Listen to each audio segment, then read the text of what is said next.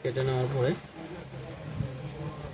এই যে এখানে যে আছে আমাদেরকে এখানে এটা লাগাতে হবে।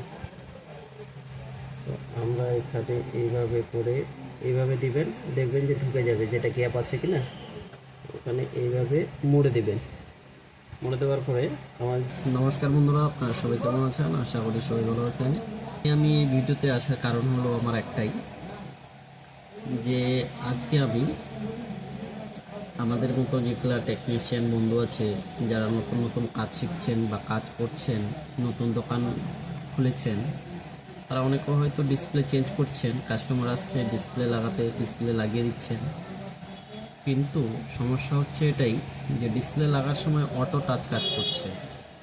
আজকে লাগিয়ে দিলেন, কালকে আবার রিটার্ন আসছে যে দাদা আমি যে কালকে ডিসপ্লেটা লাগিয়ে নিয়ে গেলাম সেটা না মানে অটোমেটিক টাচটা কাজ করছে, চার্জে লাগিয়ে দিলে অটোমেটিক কাজ করছে, কিংবা এমনিতে রেখে দিচ্ছি মানে একা একাই চলতে শুরু করে দিচ্ছে।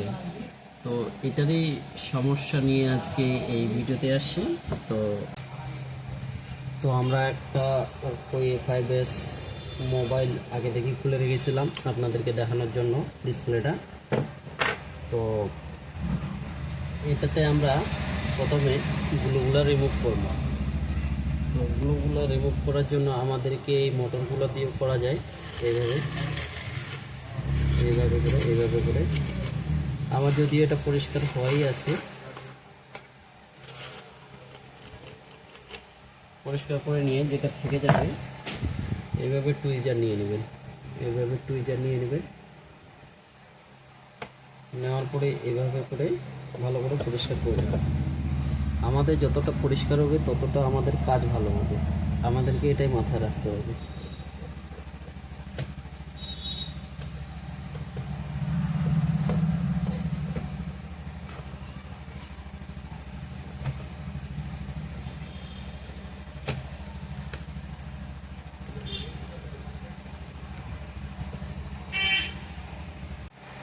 তো আমাদের এটা মোটামুটি পরিষ্কার হয়ে গেছে।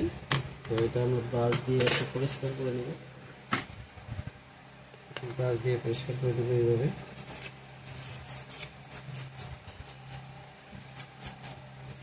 পরিষ্কার করে নেওয়ার পরে এটা আমি একটু পরে লাগাবো আপনাদেরকে দেখানোর জন্য। আমি শুধু মানে পরিষ্কার করলাম ভালো করে, যে পরিষ্কারটা মাছবি করতেই লাগবে ভালো করে। করার পরে আমার যে ডিসপ্লেটা আছে না, এই ডিসপ্লেটা যে আছে, এই ডিসপ্লেটার এই জায়গাটাতে আমাদেরকে ডক্টর ট্যাব বলে একটা দোকানে পাওয়া যায়, কিংবা আঠার যে রঙের দোকান আছে কিনা ওখানে মোবাইল রিপেয়ারিংয়ের যে পার্টস পাওয়া যায় ওইখান থেকেই নিয়েছি। তো আমরা এইভাবে একটু কেটে নেওয়ার পরে এই যে এখানে যে আছে আমাদেরকে এখানে এটা লাগাতে হবে।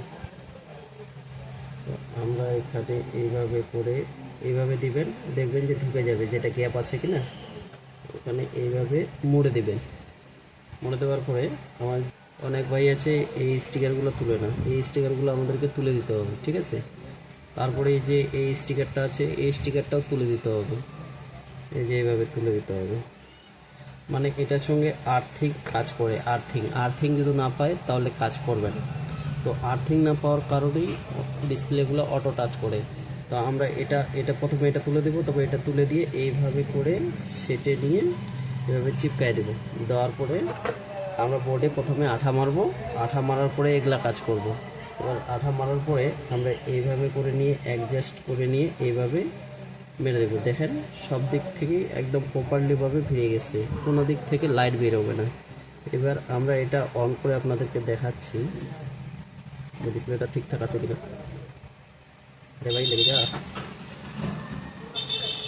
লেগে গেছে। এবার ব্যাটারি কানেকশন করে আমরা এটা লাইন দেবো।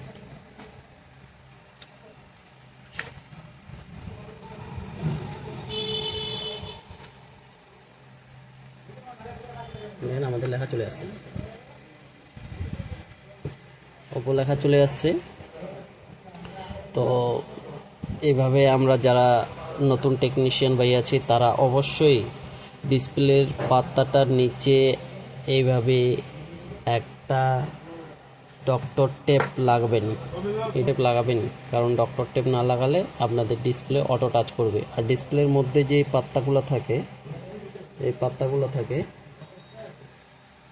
এই যে ডিসপ্লের ভিতরে যে পাত্তাগুলো থাকে কিনা, এগুলো আপনাদেরকে তুলতেই হবে, তুলে বেশ করে অ্যাডজাস্ট করে ফেরাতে হবে, নাহলে আপনাদের অটো টাচ কোনোদিনও বন্ধ হবে না।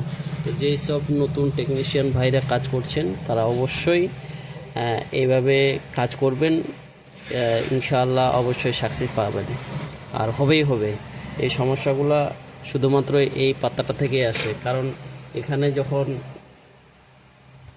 আপনারা এই ডক্টর টেপটা মারেন কি না, যদি না মারেন তাহলে এই ভিতরে যখন আঠা দিবেন এই আঠাগুলো ভিতরে চলে যাবে, আর আঠাগুলো ভিতরে গেলে আপনাদের এই সমস্যাটা দেখা দেবে। তো ভিডিওটি যদি ভালো লেগে থাকে তাহলে অবশ্যই লাইক দিবেন। ধন্যবাদ, ভালো থাকবেন, সুস্থ থাকবেন।